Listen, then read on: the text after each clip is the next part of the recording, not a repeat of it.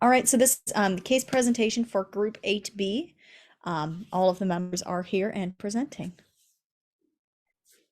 So as we all know, and were affected by the pandemic that began in 2020, healthcare workers were especially affected.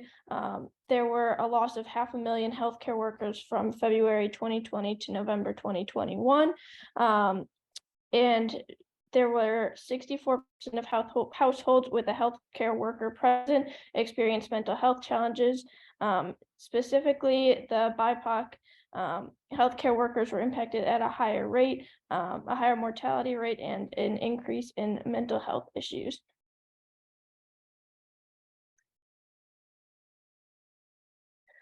This affects the interprofessional healthcare team because clearly there was a loss of healthcare workers and increased tensions and stress during the pandemic.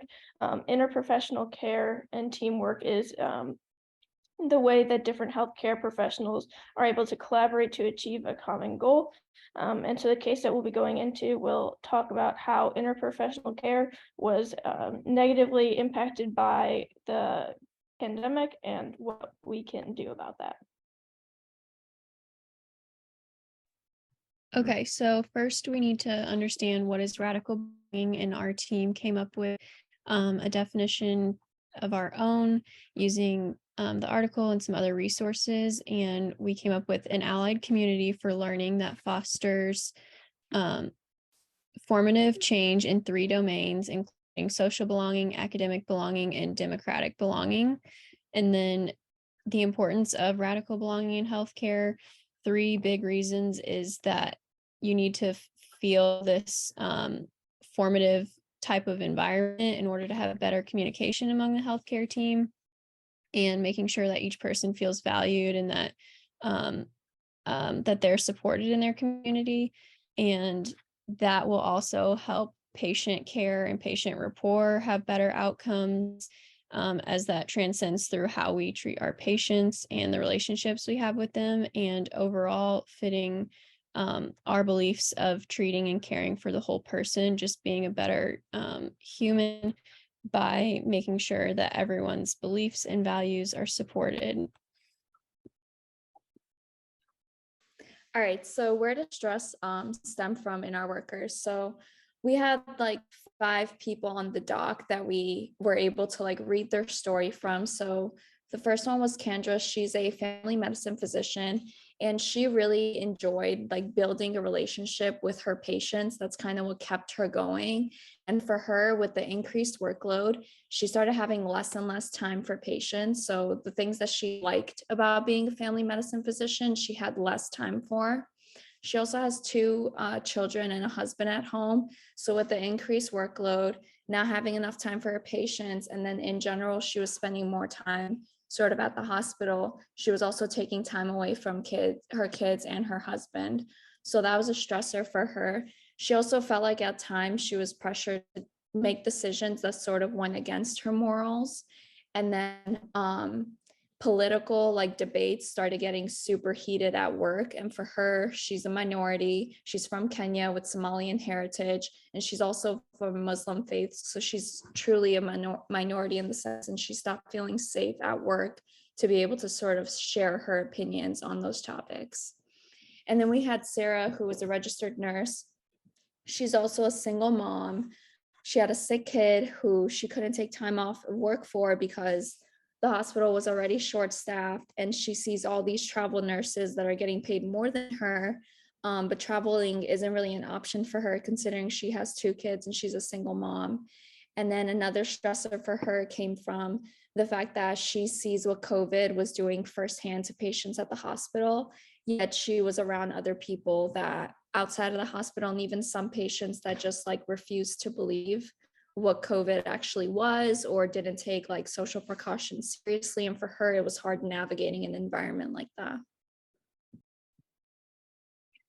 So then we have Jessie, who's a nursing aide. And honestly, I think what really stood out in Jesse's situations was just the lack of leadership that he experienced. So there was kind of a disregard from his leadership with the connection and the empathy that he had with his patients. And I think that's really important. It's not only good for the healthcare workers, but also for the patients. So we can't disregard that. So unfortunately, he, had some stress stem from that situation. But also he did show that he was slightly undereducated, related to own personal fears. And I feel like that's another stress that you just have to overcome, in understanding, you know, you have this forward thinking, you have this capability to impact and to make change, but you really do need to prepare yourself with with that education. Then we have Jonas, which is an environmental services healthcare worker, and he also showed that he had some lack of education and qualifications that were displayed in kind of this shortage of knowledge related to the pay differences and the roles in his job. So he was comparing himself to people who were more educated and more qualified, and just having those conversations in the workplace really can create this stress. And if you don't understand how your job differentiates from another, that certainly would put you in a very stressful situation. So obviously here the income is a key driver, and um, one option that I thought of was that potentially considering becoming an interpreter, because he had that relation with that certain patient, and then he'd be more work related qualified and be able to make more money and understand some of those areas. And then we have Andrea, a healthcare administrator, and honestly, what I saw here is just a poor adaptation to the stress of the pandemic. And that is very real. And I think a lot of people went through that. And this may be the first pandemic that um, some of us have experienced. So that's fine. And it's just one aspect of how stress can be created in the workplace. But she had this opportunity to create this new idea as a healthcare administrator to apply it to maybe the next pandemic or what she can do better next time. So it was just a simple um, idea that she could have taken with her if she wanted to.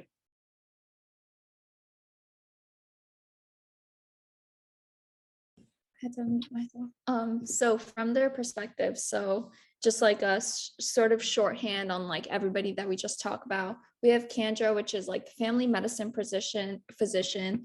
She's experiencing burnout. She has less time with her patients, and she's playing shorter patients. She's more distracted. She's irritable from all these sort of changes that are going around, her increased workload. And then she's really just losing sight of what motivated her to be a physician in the first place, which was like getting one-on-one time with her patients, that this pandemic and how everything sort of ended up being like deprived her of. Then we have Sarah, which was the nurse. She's a single mom. She was underpaid compared to other team members.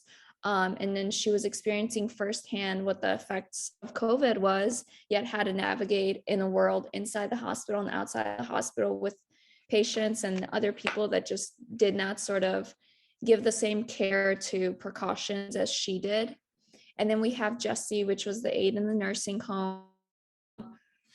She really liked sort of connecting with patients, and that was compromised with COVID, considering everybody had to start wearing masks. And then she was also feeling very micromanaged on top of homophobic and other comments that she would get not only from coworkers, but from patients too, that she was helping. So she was also experiencing burnout in that sense.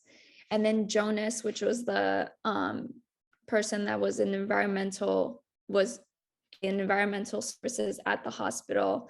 He had a lot of fear of infecting his family, but then he also felt very unappreciated in his work. And he also had the opportunity to sort of go to a hospital that was closer to his home. But one of the things that stopped him from that was that he has this one patient who he speaks to and helps other like nurses translate for the Spanish speaking patient. And he realized that if he did go to the other hospital just for more pay, he would sort of miss out on that connection. And then we had Andrea, who was going to go to medical school, but then decided she was going to be a healthcare administrative so she could take on more of these like larger systemic issues. And then she realized that the only thing that she was spending her time on during the COVID pandemic was really just like dealing with patients and family concerns about like the policies that were set in place for COVID, but not necessarily tackling on the huge, more important systemic issues that she went into like healthcare administration for in the first place. Okay, so to kind of summarize each of those persons' stories that we read about and heard, kind of shows how burnout and mental health can present in different ways in healthcare professions. So kind of just the definition basically is a physical or mental or both exhaustion leading to loss of motivation and satisfaction of their job. Some of the causes, which were even better explained by the scenarios that we just talked about, are the poor pay, long hours, micromanagement, or even not feeling like your management is supporting you, so they could just be completely absent. Patient overload, abuse, which could play into that radical belonging. There were a couple different scenarios of that, and a lot more. And then some of the effects also showed in those scenarios. It's going to end up affecting your patient rapport and how you can end up treating your patient. A feeling of worthlessness. As a provider, you might not feel like you're accomplishing what you were meant to be as a provider. And overall, this would all affect poor patient outcomes, either like in different morbidities and mortalities, or just the patient satisfaction in general. And also, it's important to remember that outside stressors also play a role in putting more pressure on healthcare workers, even outside of the workplace. If they're having to worry about how to provide for their family and things like that, it could take away from them paying closer attention to their mental health and taking days when they need it, or doing more things that benefit their mental health. And I think overall, throughout the rest of our presentation, it's kind of like we need to focus on how to restore and combat burnout and mental health, because it is such a big issue. And we want each provider to feel like they still know their purpose and remember why they chose medicine in the first place, whatever their field is. In terms of marginalization in African American adults, there was a 20% increase in mental health issues and high rates of substance abuse disorders as a result of health issues during the pandemic. Mortality rates of Pacific Islanders, Latino, African American groups were twice that of Asian Americans and groups. African American Hispanic workers overrepresented essential jobs during the pandemic. Black healthcare workers report disproportionate symptoms of anxiety, while Hispanic healthcare workers reported disproportionate symptoms of depression. And essential healthcare workers reported high rates of fatigue, insomnia, emotional distress, and suicide ideation. So in terms of some organizational level changes, increased development, advancement opportunities for workers through mentorship / sponsor programs, increased commitment to diversity and inclusiveness on performance reviews for employees, improved feedback system and clarification of how feedback is addressed and implemented, education for healthcare workers on the deleterious effects of marginalization, and external consultants instead of in-house human resources for workers to report this behavior and abuse about fear of retaliation.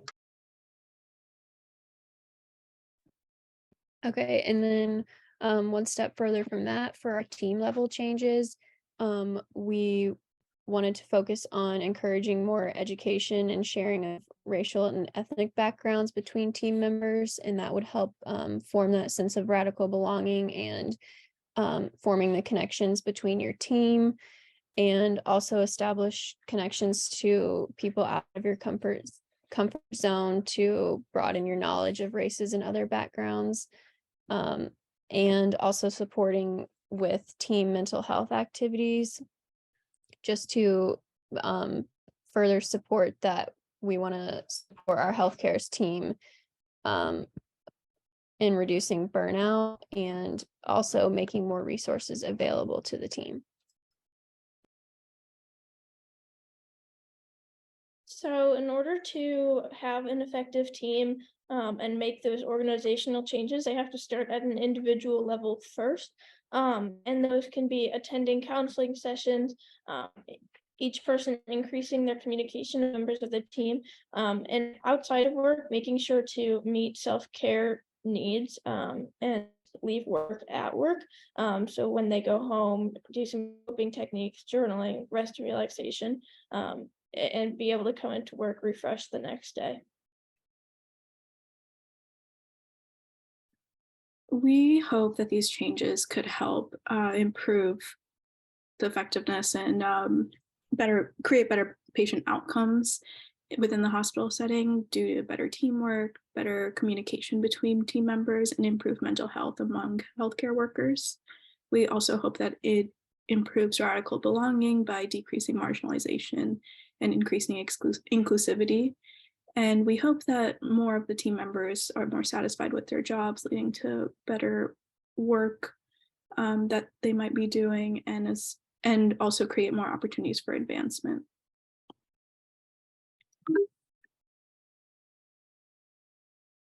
So we created a short-term plan and a long-term plan. Our short-term plan includes focusing on employees' health and wellness, which will help keep the staff happy and healthy, and also prevent burnout, which then will prevent the low staffing levels. We also want to increase health resources for the team, as discussed before, improve communication between higher up management and frontline employees, just so everyone has a better understanding of what is expected and what is going on. And then expanding hospital administration staff to help keep up with the backflow of scheduled patients who had to delay care due to COVID-19, and increase trust among team members with different backgrounds. And then the long-term plan, we want to work on rectifying the health disparities, COVID exposed, preventing another pandemic response. So we could do that by legislator at the state and national levels, and then hospital-wide emergency protocols, just so that there is more order if a situation like this were to occur again. And then we want to cement the short-term solutions and integrate them into the long-term goals. So in order to be successful, we want to take it step by step and chunk by chunk so that it's not too much at once. And then a long-term vaccine rollout and education for the general public, and investing in public health campaigns.